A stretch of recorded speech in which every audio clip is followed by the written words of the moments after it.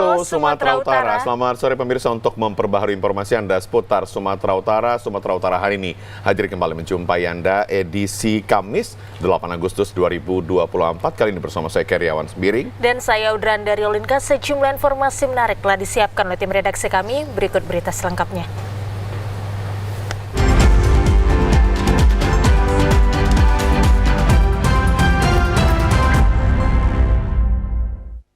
Kami awali dari berita yang pertama, pemirsa. Petugas Satuan Reserse Narkoba Polrestabes Medan berhasil menggagalkan peredaran 31 kg narkoba jenis sabu asal Tanjung Balai di kawasan res area Jalan Tol Medan Tebing Tinggi, Kabupaten Serdang Bedagai. Rekaman video ini memperlihatkan saat petugas Satres Narkoba Polrestabes Medan membekuk 2 orang tersangka kurir narkoba berinisial MK dan RF yang merupakan warga kota Tanjung Balai. Keduanya dibekuk petugas setelah diketahui akan mengantarkan narkoba jenis sabu ke wilayah kota Medan untuk diedarkan. Mobil tersangka dihadang petugas saat terparkir di rest area dan hendak melanjutkan perjalanan. Setelah dilakukan pemeriksaan, petugas menemukan 31 bungkus plastik berwarna hitam yang setelah diperiksa ternyata merupakan narkoba jenis sabu. Kapolrestabes Medan Kombes Pol Teddy John Sahala Marbun mengatakan, berdasarkan pengakuan kedua tersangka, narkoba ini merupakan barang dari Malaysia dan mereka melakukan pengantaran ke wilayah kota Medan atas perintah seorang bernama FN yang kini dalam pengejaran petugas. Adapun informasi ini berkat kegiatan dari Sat Narkoba dengan menggunakan IT berhasil melakukan penangkapan terhadap pelaku yang diduga membawa narkotika jenis sabu yang bersumber dari Tanjung Balai. Keduanya dijerat dengan Undang-Undang Nomor 35 Tahun 2009 tentang narkotika dan terancam hukuman 20 tahun seumur hidup hingga hukuman mati. Polisi meminta masyarakat yang mengetahui tindakan peredaran narkoba agar segera melaporkannya ke petugas kepolisian.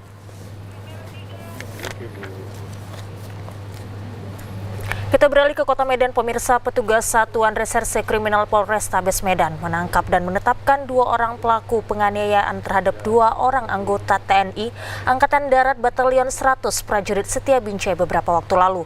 Saat ini polisi masih memburu 3 pelaku lainnya dan dihimbau agar segera menyerahkan diri. Foto salah seorang tersangka pelaku penganiayaan terhadap 2 orang anggota TNI Angkatan Darat Batalion 100 Binjai ini beredar di media sosial. Pada foto tersebut terlihat seorang tersangka pelaku penganiayaan berinisial DM yang juga ketua ranting salah satu organisasi kepemudaan ini tampak babak belur. Sebelumnya diketahui tersangka bersama dengan seorang rekan yang lain yakni RDS melakukan penganiayaan dengan memukul dan membacok dengan senjata tajam 2 orang prajurit TNI AD di kawasan Jalan Gatot Subroto, Kota Medan.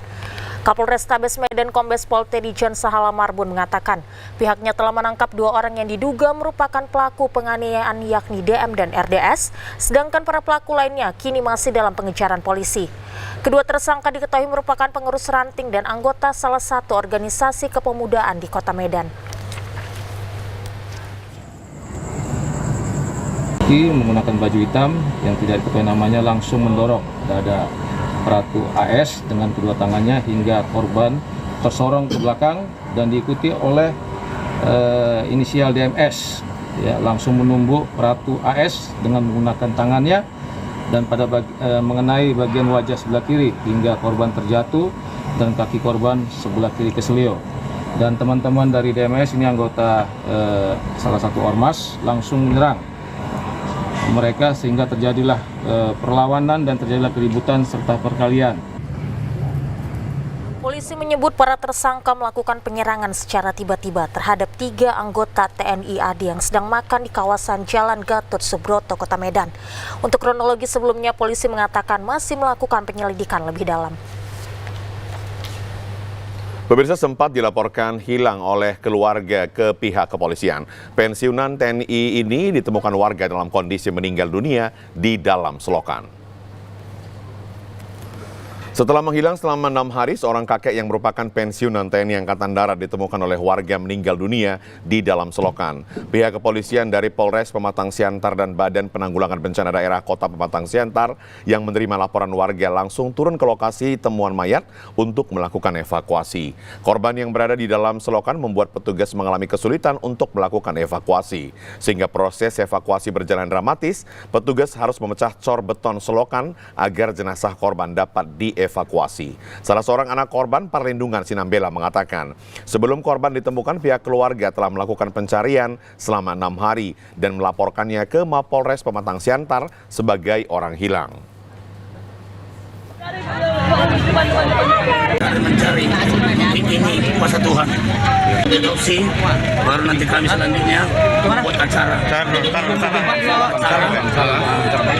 kami pun minta pertolongan bapak-bapak semua. Jadi karena perlu keterangannya.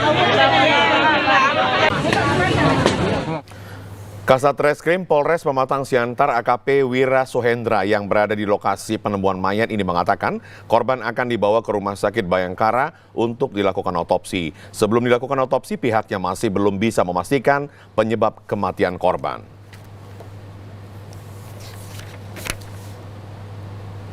Datang dan ternyata memang dalam proses olah TKP kita agak kesulitan sehingga menghubungi pihak BPBD untuk proses evakuasi. Jadi jenazah akan dibawa ke Rumah Sakit Bayangkara terdekat. Proses penyelidikan akan kita maksimalkan. Satu unit truk tangki bermuatan CPO menabrak rumah warga di Dusun Sejahtera, Desa Padang RI, Kecamatan Kota Pinang kemarin pagi. Beginilah kondisi rumah Asman Nasution setelah ditabrak truk tangki. Terlihat bagian depan rumah korban mengalami rusak parah hingga rubuh. Kejadian berawal dari satu unit truk tangki yang bermuatan CPO dari arah Paluta menuju Kota Pinang yang melaju dengan kecepatan tinggi. Sesampainya di tempat kejadian perkara, truk mengalami remblong sehingga sopir tidak mengendalikan laju truk yang disebabkan keadaan jalan menurun dan langsung menabrak satu unit rumah warga. Beruntung dalam kejadian ini tidak ada korban jiwa. Asman Nasution yang merupakan pemilik rumah mengatakan saat kejadian dia sedang bekerja di ladang dan waktu pulang ia melihat rumahnya sudah ditabrak mobil tangki dan kedua anaknya masih di dalam rumah sedang tidur. Beruntung keduanya selamat dan ia berharap agar rumahnya diganti rugi dibangun kembali seperti semula. Ini Pak. Tadi pagi saya kerja Pak, pulangnya saya kerja, rumah saya ketabrak mobil tangki. Ya istilahnya ganti rugi lah Pak, rumah saya kembalikan seperti semula.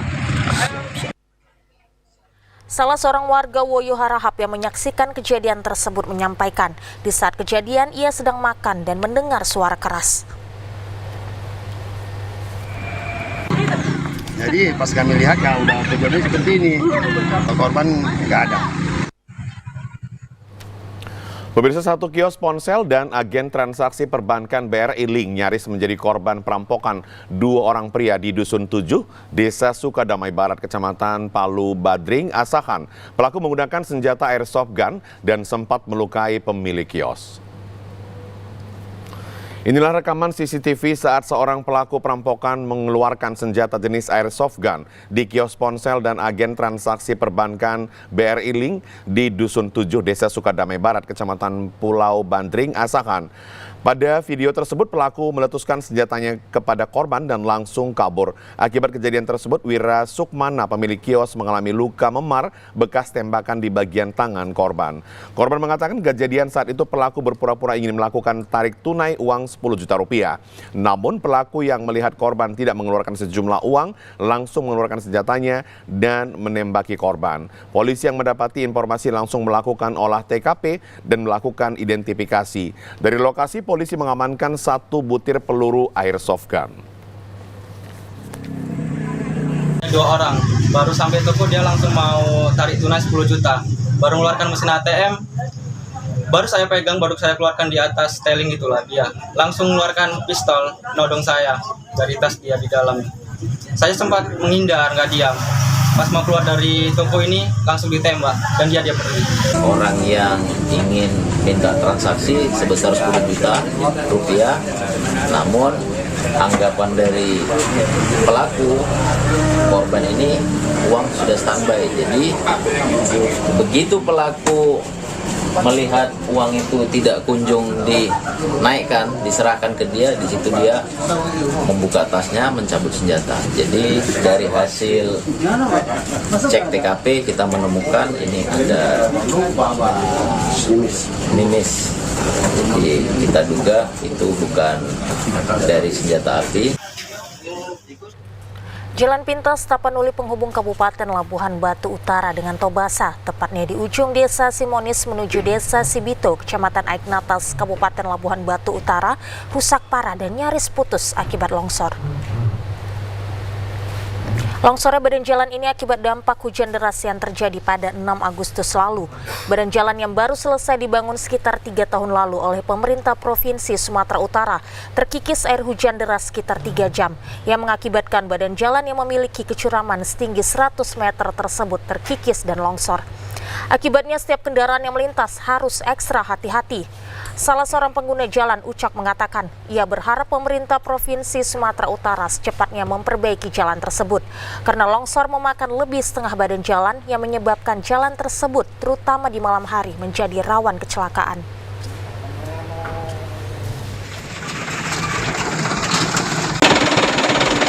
Kami sebagai warga harapan kami jalan ini segera cepat diperbaiki karena jalan ini sudah lintas provinsi, baik kendaraan roda 6 bisa melintas provinsi. Oh, ini jalan satu-satunya yang melintas ke apa Bang ya? Ke Toba ya Bang ya? Iya, ini jalan melintas tembus ke Toba.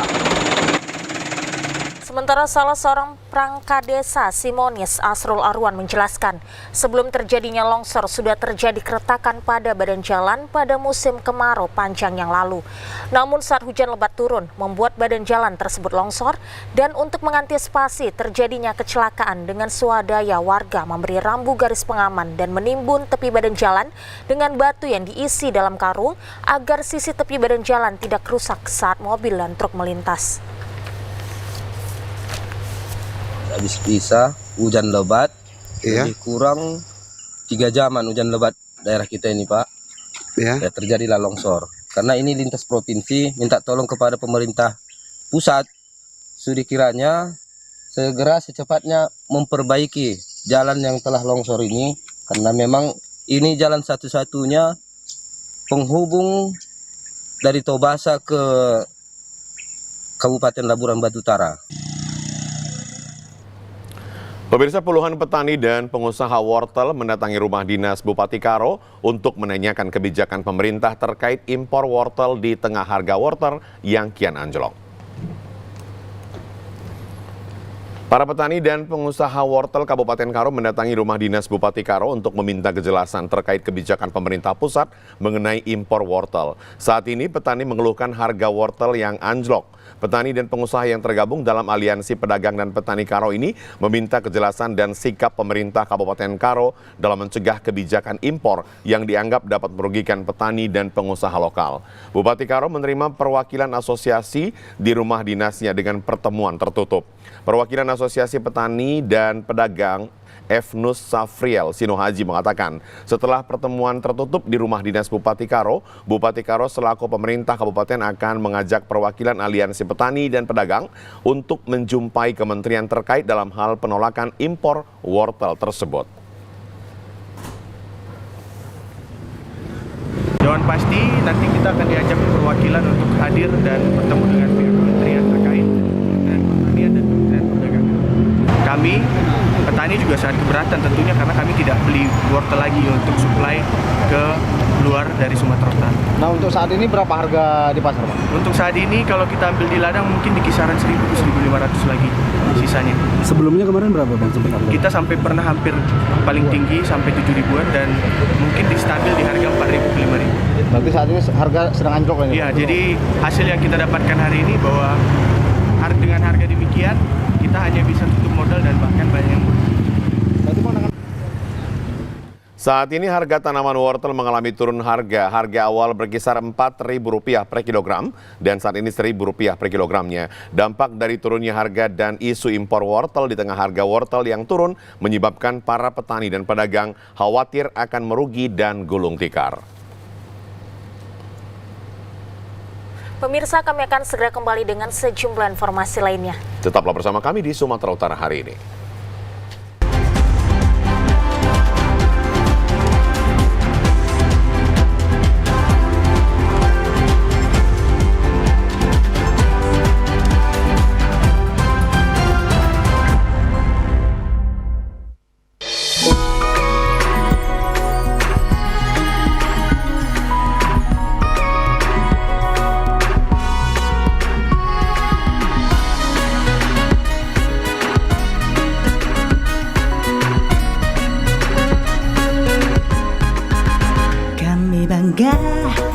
Kami bahagia menjadi bagian dari dirimu. Tegak kokoh berdiri di seantero negeri. Kami bangga memilikimu. Informasi yang berguna kau berikan untuk cerdaskan bangsa.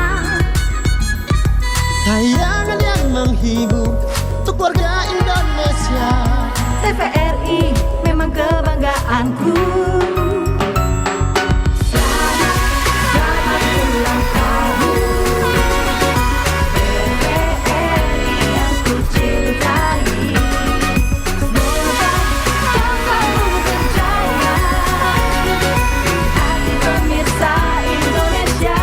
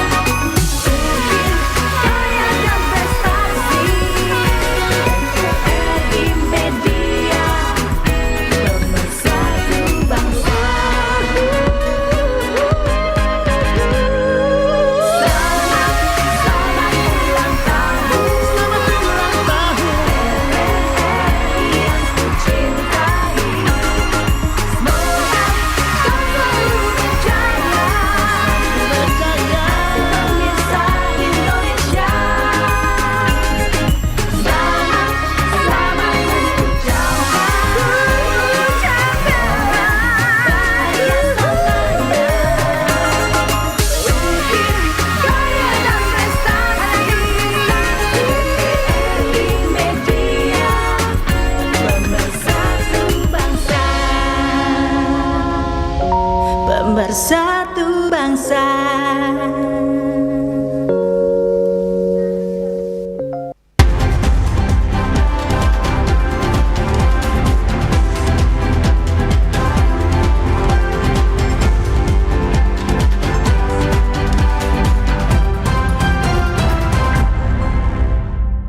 Terima kasih Anda masih menyaksikan Sumatera Utara hari ini. Menteri Perdagangan Zulkifli Hasan membuka Badan Komunikasi Pemuda Remaja Masjid Indonesia BKPRMI Fest di Lapangan Benteng Medan kemarin. Zulkifli mengingatkan agar remaja masjid seluruh Indonesia percaya diri dalam mengukir prestasi kehidupan. Menurutnya remaja masjid mempunyai kekuatan yang besar untuk sukses dalam kehidupan. Remaja masjid punya kekuatan ganda, keduanya adalah ilmu pengetahuan dan keimanan. Dengan kekuatan ini remaja masjid diharapkan dapat sukses dalam kehidupannya.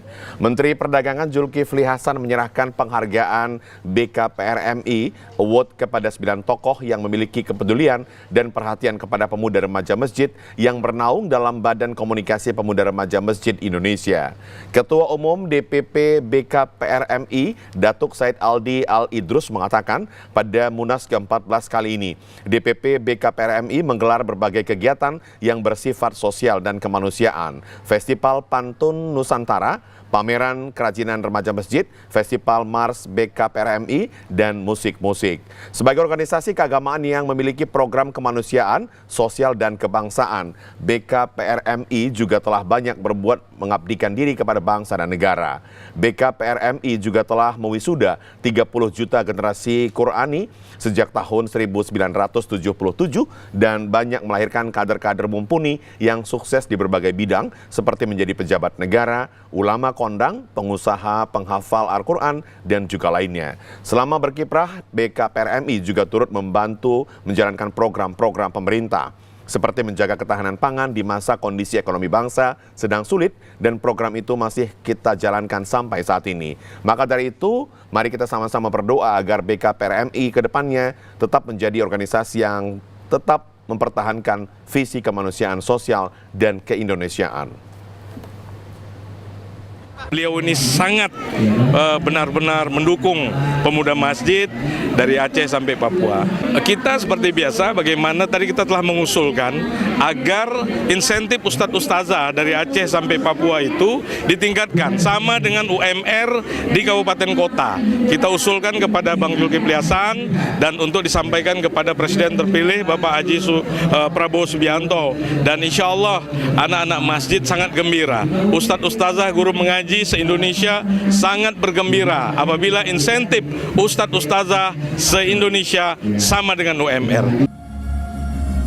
Saudagar Melayu Malaysia Datuk Joyah yang hadir dalam kegiatan menyambut baik kegiatan ini dan berharap kegiatan ini dapat menjalin persahabatan silaturahmi antara bangsa dalam ukhuwah Islamiyah, dan berpesan agar dapat mengembangkan potensi pemuda remaja masjid agar bertakwa kepada Allah Subhanahu wa taala.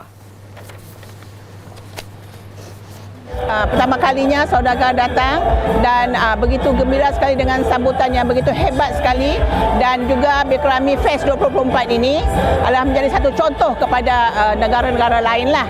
Mudah-mudahan dengan ada usaha kerjasama Berkerami pemuda dan juga usahawan di Malaysia boleh maju lebih terus dalam bidang ekonomi.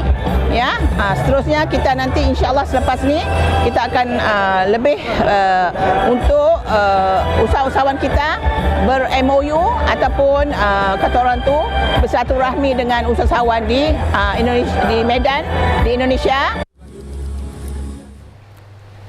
Kita beralih ke Kabupaten Langkat, pemirsa. Anggaran pendapatan dan belanja daerah APBD Kabupaten Langkat disahkan oleh DPRD Langkat senilai 2,5 triliun rupiah kemarin. Agenda sidang paripurna pengesahan APBD Kabupaten Langkat ini digelar di gedung DPRD dengan tujuan anggaran sebesar 2,5 triliun rupiah yang dapat bermanfaat bagi pembangunan dan kemajuan Kabupaten Langkat.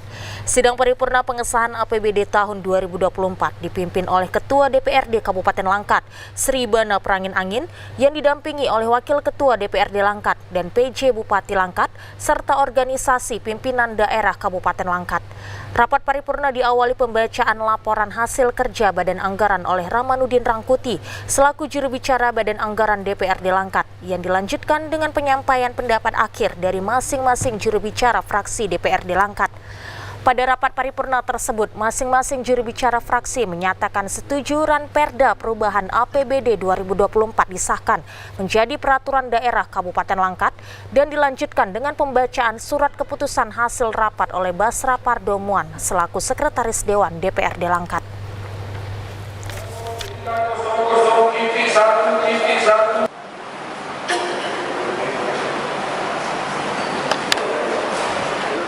Pada kesempatan yang sama, PJ Bupati Langkat M. Faisal Hasrimi dalam sambutannya menyampaikan rasa syukur dan ucapan terima kasih serta memberikan penghargaan kepada semua pihak yang telah berpartisipasi memberikan kontribusi baik secara langsung maupun tidak langsung, serta ucapan terima kasih kepada anggota DPRD Langkat atas rekomendasi strategis yang berisikan saran dan masukan atau koreksi yang bertujuan untuk kemajuan Kabupaten Langkat.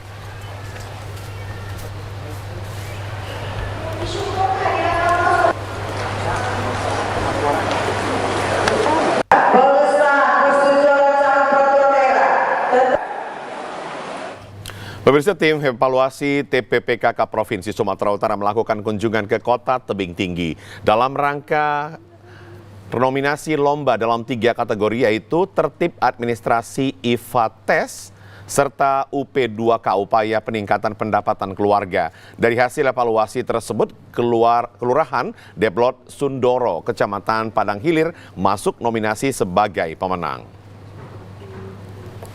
Hal tersebut disampaikan Sekretaris Tim Evaluasi TPPKK Propsu, Reja Pahlepi Lubis, di sela kunjungannya ke kantor Lurah Deplot Sundoro, Kecamatan Padang Hilir, Kota Tebing Tinggi. Dari hasil penilaian, tim terdapat 3 kategori penilaian, yaitu IVA Tes UP2K, dan yang berpeluang masuk nominasi pemenang tertib administrasi yang saat ini dikunjungi ke Kelurahan Deplot Sundoro. Hal tersebut terlihat dari laporan yang telah diterima dan dinilai sangat baik dan lengkap. Sementara untuk penilai akhir akan diumumkan pada 19 hingga 21 Agustus nanti di Hotel Polonia Medan. Tim evaluasi sesungguhnya telah menilai dari hasil sebelumnya sehingga Kota Tebing Tinggi yang masuk dalam 3 kategori lomba. Pada hari Kesatuan Gerak Pemberdayaan Kesejahteraan Keluarga tingkat Provinsi Sumatera Utara pada tahun 2024 sudah mempersiapkan diri dari jauh-jauh hari. Sementara PJ Wali Kota Tebing Tinggi, Mutakin Hasrimi, sangat berterima kasih pada tim penilai karena sudah bekerja secara objektif dan transparan. Selain itu juga ucapan terima kasih kepada Kelurahan Deplot Sundoro yang saat ini masuk dalam kategori tertib administrasi. Kelurahan ini sudah melakukan inovasi dan pelatihan bahasa Inggris yang nantinya kelurahan ini jadi percontohan di Kota Tebing Tinggi dan berharap dapat menjadi pemenang. Jadi Tebing Tinggi bukan hanya Deplot Sundoro, tetapi juga ada kategori lain yang berhasil dievaluasi, yaitu IVA Tes dan UP2K PKK. Ya, ada 6 inovasi yang disampaikan tadi. Juga kami melihat di sini banyak hal positif yang bisa diberikan kepada masyarakat dari tim penggerak PKK Kelurahan Deplot Sundoro. PJ Wali Kota Mutakin Hasrimi menambahkan inovasi ini diharapkan berjalan bukan karena adanya penilaian, melainkan terus dilakukan untuk kemajuan Kelurahan Tebing Tinggi. Selaras, serasi, sejalan semua. Saya mau kedepannya ini betul-betul PKK Kota Tebing Tinggi menjadi percontohan. Itu yang pertama. Dan yang kedua, apa itu bahasa Inggris. Saya bisa pastikan ini di Sumatera Utara pasti baru Kelurahan Deplot Sundoro ini yang mempunyai suatu inovasi yang seperti itu. Kita beralih ke Kabupaten Labuhan Batu Selatan. Pemirsa, tenaga ahli Kementerian Pemuda dan Olahraga Republik Indonesia melakukan verifikasi atau fact-finding kepada salah satu putri terbaik bangsa pelopor pendidikan yang berasal dari Dusun Simpang Jati, Desa Mandala Sena, Kecamatan Silangkitang, Labuhan Batu Selatan kemarin. Nur Hasana yang merupakan anak petani yang mampu menjadi pelopor pendidikan di desanya. Sejak duduk di bangku sanawiyah, dirinya telah berkecimpung di dunia pendidikan dengan mengajarkan anak-anak bahkan orang dewasa untuk dapat membaca serta menulis yang dilakukan secara gratis. Setelah menyelesaikan S2, Nur Hasana semakin konsisten dalam memajukan pendidikan dengan mendirikan Yayasan Lentera Cinta Hasanah dengan program pendidikan 3 nyala Lentera, yakni Taman Pendidikan Al-Quran, Lentera Edukasi Desa Indonesia atau LETSA ID, dan bimbingan belajar Lentera Pendidikan Indonesia. Hal ini membuat tenaga ahli Kementerian Pemuda dan Olahraga RI terjun langsung melihat fasilitas belajar serta program-program yang dicanangkan untuk memajukan pendidikan di Desa Mandala Sena.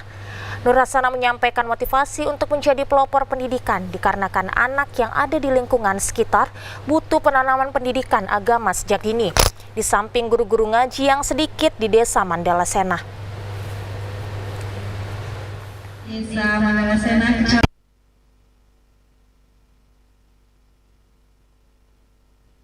ada anak muda sosok Nur Hasanah yang punya jiwa kepedulian sosial khususnya di bidang pendidikan ini. Perilaku yang kalau tadi saya sampaikan ada mengandung 3 prinsip USM, unik, ada sesuatu hal yang baru yang dia buat, kemudian sustainability-nya ada keberlanjutan, keberlangsungan. Dia nggak cuma sampai di sini. Yang ketiga tadi ada multiplier effect, ada dampak kemanfaatan yang banyak. Metro TV Ora Irwan Indra menanggapi apa yang disampaikan sangatlah menyentuh. Ada anak muda sosok Nur Hasana yang memiliki kepedulian sosial khususnya di bidang pendidikan. Hal ini merupakan perilaku yang menganut 3 prinsip USM, Ia membuat sistem continuity keberlanjutan dan keberlangsungan serta multiplier effect. Yang pertama karena memang ada lingkungan sekitar itu butuh untuk penanaman pendidikan agama sejak usia dini, di samping memang masih sangat sedikit guru-guru ngaji di kampung saya dan juga di desa Mandala Sena. Dan karena titel yang memang hanya 3 huruf M, P, dan D itu sesungguhnya beban moralnya sangat besar, tapi akan menjadi lebih ringan ketika saya bisa semakin mendidik dan berkontribusi bagi bangsa ini khususnya di sektor pendidikan.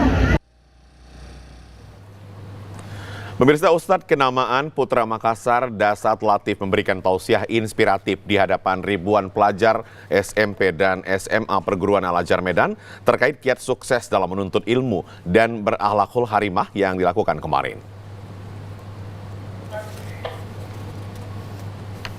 Kehadiran Ustadz Dasat Latif yang sudah terkenal di media sosial sangat dinanti para pelajar dan juga guru serta keluarga besar Yayasan Hajah Rahmah Nasution Perguruan Al-Azhar Medan.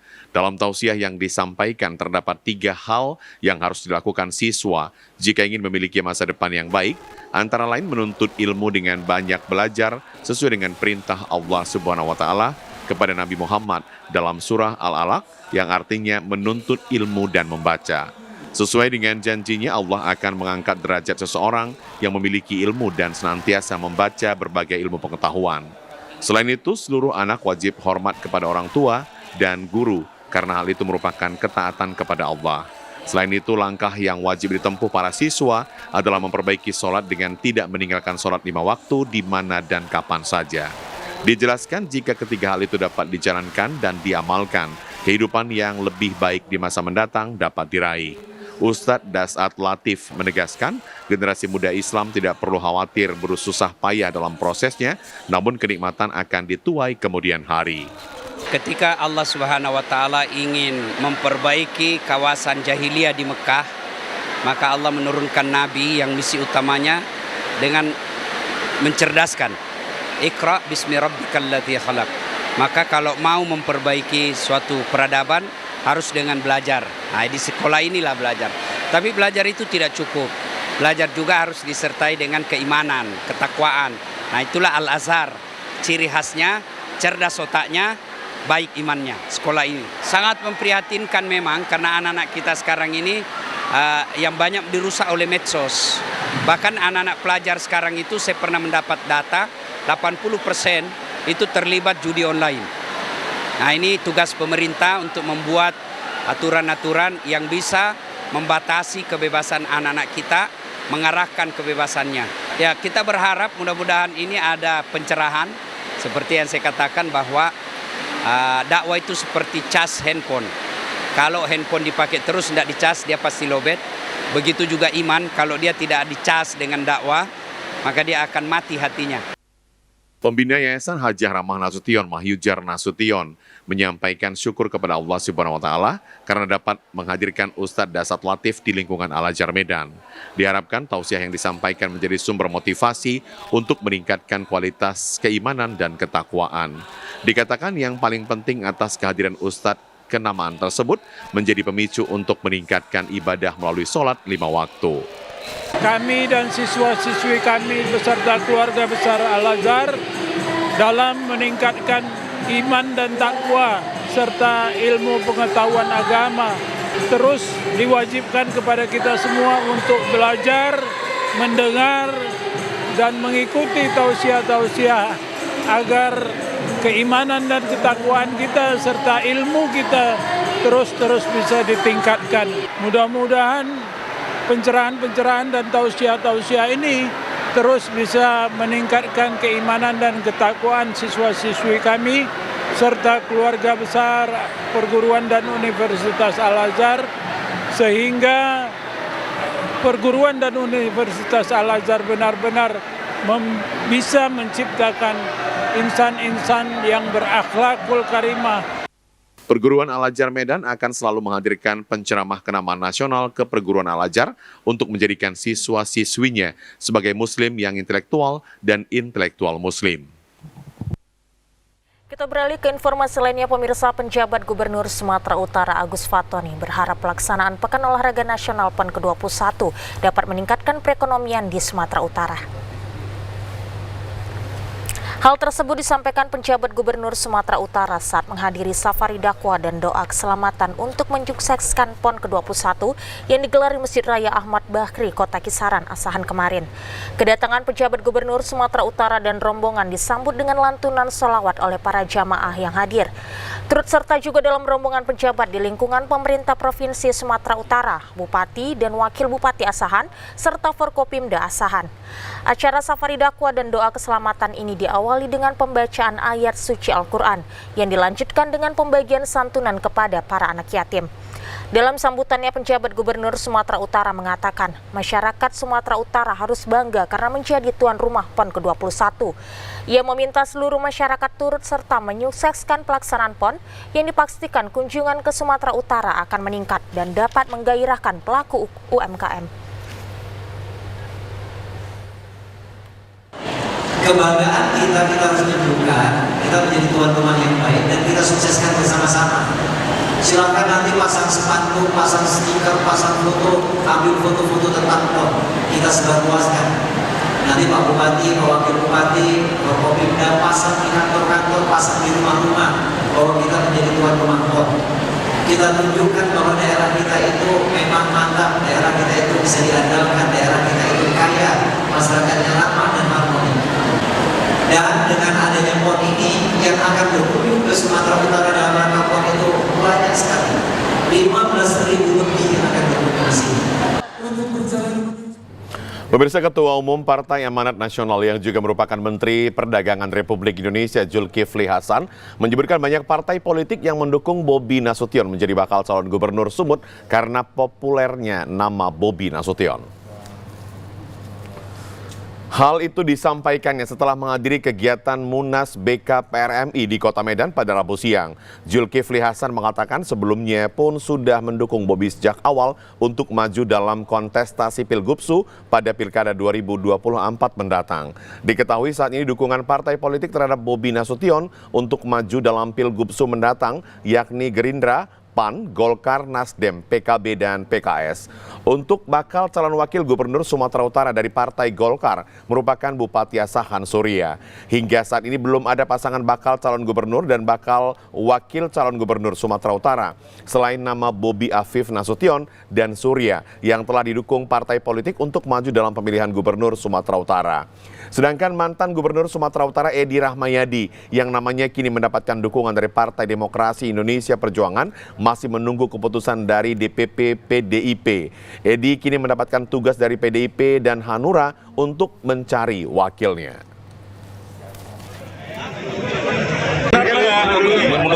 Kita dukung Bobi dari awal ya, mudah-mudahan nanti semuanya lancar. Kalau dukungan banyak artinya kan populer ya.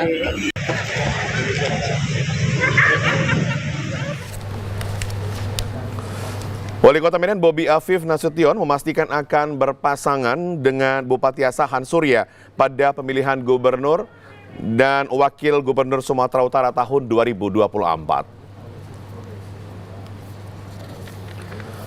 Pernyataan tersebut disampaikan Bobi Nasution setelah menghadiri acara safari dakwah dan doa keselamatan dalam rangka menyukseskan Pekan Olahraga Nasional atau PON ke-21 Rabu 7 Agustus 2024 petang.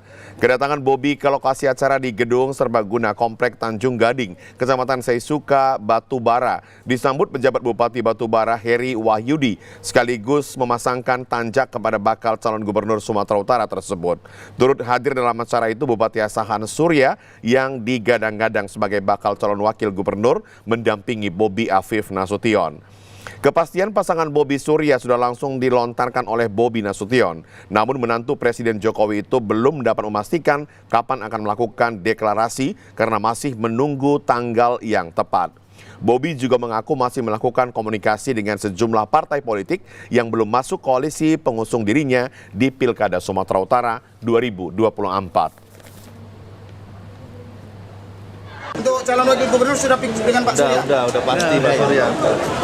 Kapan dideklarasikan, Pak? Hah? Kapan deklarasi? Nanti tunggu ininya. Tunggu tanggalnya. Untuk partai politik sendiri, Pak, ini kan sudah 8. Apa ada rencana untuk menarik partai-partai lain, Pak? Untuk PDI yang berada di Gerindra? Ya, sejauh ini masih itu komunikasinya. Masih komunikasi. Mewujudkan Pilkada 2024 agar berjalan lancar, Lembaga Penyiaran Publik TVRI Sumatera Utara melakukan sinergitas kepada KPU Sumatera Utara. Sebagai lembaga penyiaran publik, TVRI akan jaga netralitas dan stabilitas pada Pilkada 2024.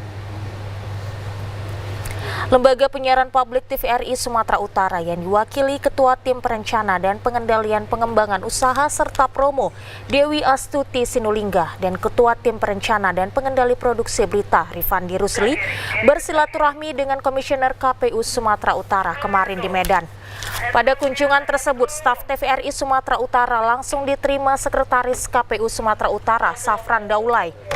Pada kesempatan itu, Lembaga Penyiaran Publik TVRI Sumatera Utara menyatakan siap mendukung berjalannya Pilkada 2024 di Provinsi Sumatera Utara. KPU Sumatera Utara dan Lembaga Penyiaran Publik TVRI Sumatera Utara akan melakukan kolaborasi dalam penyiaran pemberitaan tahapan Pilkada 2024 yang diharapkan dapat mewujudkan penyiaran pemberitaan dalam penyelenggaraan Pilkada 2024 dengan target sosialisasi politik ke masyarakat luas, sehingga publik dapat menggunakan hak suaranya dengan keputusan berkualitas dan mereduksi hoaks. Lembaga Penyiaran Publik TVRI Sumatera Utara terus mengawal berjalannya tahapan Pilkada 2024. TVRI sendiri memiliki program khusus pemilu. Program ini terus disiarkan dengan mengupdate berjalannya tahapan Pilkada di masing-masing daerah. KPU telah menetapkan Pilkada 2024 akan berjalan serentak pada 27 November 2024. Setelah selesai dilakukan pencoklitan oleh petugas Pantarli, Panitia Pemungutan Suara PPS melakukan rapat pleno terbuka daftar pemilih hasil pemutahiran DPH di tingkat kecamatan. Rapat pleno terbuka daftar pemilih hasil pemutahiran DPHP ini dilakukan di setiap masing-masing kecamatan yang ada di Kota Pematang Siantar. Untuk pemilihan gubernur dan wakil gubernur serta wali kota dan wakil wali kota pada Pilkada serentak pada November tahun 2024 mendatang, Komisioner Bawaslu Kota Pematang Siantar, Prengki Darmanto Sinaga, saat melakukan pemantauan dan pengawasan pada rapat pleno terbuka DPHP tingkat kecamatan mengatakan, Bawaslu Kota Pematang Siantar akan bekerja secara maksimal untuk melakukan pengawasan terhadap tahapan Pilkada serentak tahun 2024. Hal ini dilakukan untuk meminimalisir kesalahan atau pelanggaran maupun kecurangan. Dua tahapan pencarian data dari penyusunan daftar pemilih. Ini informasinya dari KPU pelaksanaan rekapitulasi tingkat kota tanggal 10 dan sekaligus penetapan daftar pemilih sementara di Kota. Rekapitulasi sekaligus penetapan DPS di tingkat kota. Jadi kita Bawaslu ingin memastikan akurasi data itu bisa dipertanggungjawabkan. KPUD Kabupaten Deli Serdang melakukan koordinasi terkait tahapan pemeriksaan kesehatan calon bupati dan wakil bupati Kabupaten Deli Serdang. Koordinasi ini dilakukan dengan Dinas Kesehatan dan BNNK Deli Serdang. Koordinasi tersebut bertujuan untuk memastikan kelancaran dan keakuratan proses pemeriksaan kesehatan bagi para pasangan calon peserta Pilkada Deli Serdang 2024 mendatang. Pemeriksaan kesehatan ini merupakan salah satu tahapan penting dalam proses pemilihan kepala daerah yang harus dipenuhi oleh setiap calon. Sekretaris KPUD Deli Serdang Nazrul Ihsan Nasution mengatakan, pemeriksaan kesehatan ini dimulai setelah calon bupati dan wakil bupati melakukan pendaftaran. Proses pemeriksaan dilakukan dengan standar tinggi untuk memastikan bahwa semua calon bupati dan wakil bupati dalam kondisi sehat dan mampu menjalankan tugas mereka jika terpilih. Koordinasi ini juga membahas teknis pelaksanaan pemeriksaan, termasuk jadwal dan persiapan fasilitas yang dibutuhkan. Untuk jadwal pemeriksaan kesehatan calon bupati dan wakil bupati pada tanggal 27 Agustus sampai dengan 2 September 2024. Selanjutnya KPUD juga melakukan koordinasi dengan Kepala BNNK Deli Serdang yang akan membantu melakukan proses pemeriksaan nantinya. Hari ini kami melakukan koordinasi dengan pemerintah setempat, khususnya Dinas Kesehatan, untuk melakukan penentuan rumah sakit rujukan bagi bakal pasangan calon yang akan mendaftarkan nanti. Tadi pagi juga kita telah melakukan koordinasi dengan BNN Kabupaten Deli Serdang untuk meminta tim dalam pemeriksaan nanti. Hal ini juga BNN kita minta sebagai tim pemeriksa kesehatan nanti. Pemirsa, Panitia Pemilih Kecamatan Bandar Kalipah melaksanakan rapat pleno terbuka rekapitulasi daftar pemilih hasil pemutakhiran di 5 desa yang ada di kecamatan tersebut. Terdapat 19.089 pemilih aktif, 721 pemilih baru, serta 776 pemilih tidak memenuhi syarat dan 161 perbaikan data pemilih. Rapat pleno terbuka rekapitulasi daftar pemilih hasil pemutakhiran DPHP diikuti seluruh anggota PPS, Panwas, serta Forkopimcam Kecamatan Bandar Kalipah. Ketua PPK Bandar Kalipah, Wiwik Wulandari, mengatakan sebelumnya panitia pemutakhiran suara yang ada di 5 desa sudah melakukan pleno serentak di desa masing-masing. Atas pleno tersebut, maka lanjutannya dilakukan di tingkat kecamatan yang saat ini sedang dilakukan dengan rincian hasil dari 5 desa yang ada di Bandar Kalipah, yakni jumlah TPS sebanyak 57, data pemilih aktif 19.089 pemilih, pemilih baru 721, pemilih tidak memenuhi syarat 776, perbaikan data pemilih 161, serta angka tersebut nantinya akan dilakukan rapat pleno pada tingkat kabupaten. Dan nantinya bisa terjadi perubahan angka dari ketetapan yang sudah dilakukan di tingkat kecamatan. Dari 5 desa itu terdiri dari 57 TPS dan jumlah laki-laki ada 9.341, perempuan 9.748, total 19.089. Nah, itulah dari yang data sudah DP4 kita mutakhirkan menjadi 19.089 di Kecamatan Bandar Kalipah. Data masih bisa berubah di tingkat kabupaten, mungkin ada pencocokan data ganda atau gimana, itu nanti eksekusinya di rapat pleno terbuka tingkat kabupaten. Kepada kawan-kawan PPK, PPS supaya lebih teliti dalam hal data yang menyangkut semua tahapan Pilkada serentak tahun 2024 ini. Kami mintakan kepada kawan-kawan PPK untuk bekerja sama untuk lebih prioritaskan tahapan ini, kemudian juga jaga kekompakan, jaga netralitas, saya kira. Ribuan warga Batubara menghadiri safari dakwah dan doa keselamatan dalam rangka menyukseskan Pekan Olahraga Nasional PON ke-21. Dalam kesempatan itu, penjabat Gubernur Sumatera Utara Agus Fatoni mengajak masyarakat untuk menjadi relawan PON. Kegiatan tersebut digelar di Gedung Serbaguna PT Inalum di Komplek Tanjung Gading, Kecamatan Sesuka, Batubara kemarin. Kedatangan Agus Fatoni disambut penjabat Bupati Batubara. Safari dakwah dan doa keselamatan diisi dengan pembacaan ayat suci Al-Quran, lantunan sholawat, dan pemberian santunan kepada para anak yatim.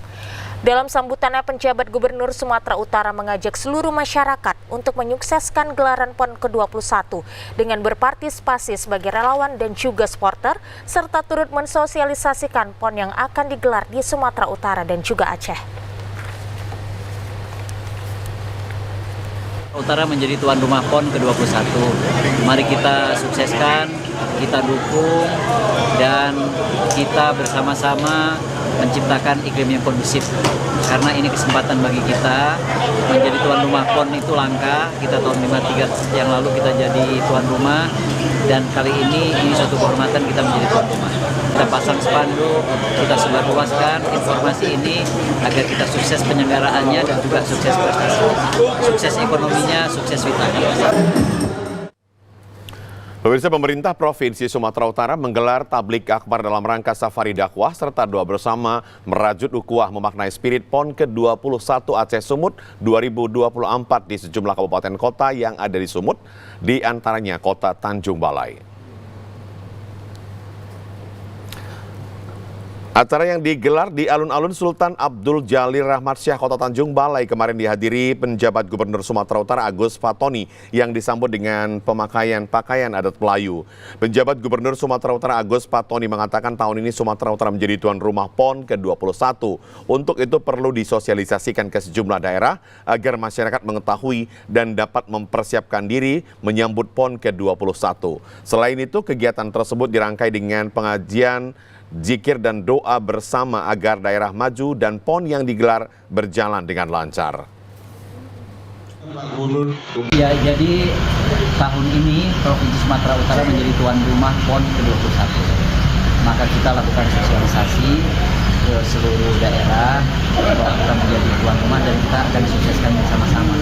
Masyarakat biar tahu bahwa kita menjadi tuan rumah PON. Selain itu juga pertemuan saya selaku tim gubernur untuk bertemu dengan masyarakat di seluruh kabupaten kota, dan sekaligus kita juga pengajian dan doa, berdakwah, berdoa untuk keselamatan. Partisipasi masyarakat mendukung pengawasan setiap pembangunan yang bersumber dari keuangan negara APBN maupun APBD sangatlah dibutuhkan agar pelaksanaannya lebih tepat sasaran tanpa ada penyimpangan. Berbagai kegiatan program kerja pemerintah mengenai pembangunan fisik dan non-fisik saat ini terus bergulir. Seperti halnya pembangunan penyediaan sarana air bersih bagian program penanganan kemiskinan ekstrem di wilayah Kabupaten Nias Utara. Kegiatan tersebut dikelola melalui Satuan Kerja Pelaksanaan Prasarana Pemukiman Wilayah Provinsi Sumatera Utara, Balai Prasarana Pemukiman Wilayah Sumatera Utara, Dirjen Cipta Karya Kementerian PUPR. Senilai 6,8 miliar rupiah dana APBN tahun 2024 dialokasikan pada proyek tersebut dengan pelaksanaan penyedia salah satu perusahaan swasta. Sama seperti pelaksanaan pembangunan infrastruktur lainnya, masyarakat setempat merespon positif karena masuknya pembangunan di daerah mereka. Sebab salah satunya menjawab keluhan mengenai krisis air bersih. Sementara pemerintah melalui regulasi yang ada mengamanatkan masyarakat secara umum untuk dapat mengawasi seluruh pembangunan tersebut agar dapat dikerjakan secara sungguh-sungguh, sesuai spesifiknya sehingga menghasilkan manfaatnya oleh masyarakat penerima. Jangan yang seperti yang sudah-sudah asal jadi, tataunya nanti nggak bisa dimanfaatkan oleh masyarakat itu. Nah, jadi kalau boleh ya himbauan kami kepada vendor atau yang menangani proyek ini supaya betul-betul dilakukan sesuai dengan bestek yang telah ada dan ketentuan-ketentuan yang telah ada. Jadi supaya istilahnya gini Pak, ya masyarakat terbantu oleh program Jokowi, terutama di daerah Kepulauan Nias, karena Kepulauan Nias membutuhkan air bersih Pak. Kami juga sebagai pekerja, ya katakan kuli-kuli kasar, ya tertolong juga oleh program Jokowi yang akan berakhir ini Pak. Bekerja di Pulau Nias ini ya berjalan dengan mulus, ya tidak ada istilahnya gangguan ataupun istilahnya kendala Pak. Pemirsa, berikut informasi perakiraan cuaca di sejumlah daerah di Sumatera Utara dari Badan Meteorologi, Klimatologi, dan Geofisika wilayah 1 Medan berlaku pada hari Jumat 9 Agustus 2024 berikut ini. Halo Sobat BMKG, berjumpa kembali bersama saya Marta Manurung, perakirawan cuaca Balai Besar MKG wilayah 1 yang akan menyampaikan informasi perakiraan cuaca dan hotspot Provinsi Sumatera Utara untuk hari Jumat 9 Agustus 2024. Pada pagi hari, wilayah Sumatera Utara diperkirakan berpotensi hujan ringan hingga lebat di sebagian wilayah Sumatera Utara, di mana potensi hujan lebat terjadi di Labuan Batu Selatan, Labuan Batu Utara, Padang Lawas Utara, Tapanuli Selatan, dan Tapanuli Utara. Untuk siang hingga sore hari, masih berpotensi hujan ringan hingga lebat di sebagian wilayah Sumatera Utara, di mana potensi hujan lebat terjadi di Tapanuli Tengah dan sekitarnya. Untuk malam hari masih berpotensi hujan ringan hingga lebat di seluruh wilayah Sumatera Utara, serta untuk dini hari diperkirakan hujan ringan hingga lebat di seluruh wilayah Sumatera Utara, dengan suhu udara 14 hingga 32 derajat Celcius dan kelembapan udara 50 hingga 99%. Arah angin bertiup dari utara hingga tenggara dengan kecepatan angin 3 hingga 21 km per jam. Pada tanggal 6 Agustus 2024 terpantau terdapat 2 titik panas di wilayah Sumatera Utara, yaitu di Labuan Batu Selatan dan di Deli Serdang. Kami menghimbau kepada masyarakat agar tetap waspada akan potensi hujan sedang hingga lebat di pegunungan, lereng barat, lereng timur, dan pantai timur Sumatera Utara yang dapat berpotensi mengakibatkan banjir ataupun longsor. Demikianlah informasi perakiraan cuaca dan hotspot yang dapat kami sampaikan. Semoga bermanfaat bagi Sobat BMKG semuanya. Terima kasih dan sampai jumpa. Informasi tadi mengakhiri Sumatera Utara hari ini. Mewakili seluruh kerabat kerja yang bertugas, saya Keriawan Sembiring. Dan saya Branda Rolinka pamit undur diri dari hadapan Anda. TVRI, Media Pemersatu Bangsa. Sampai jumpa.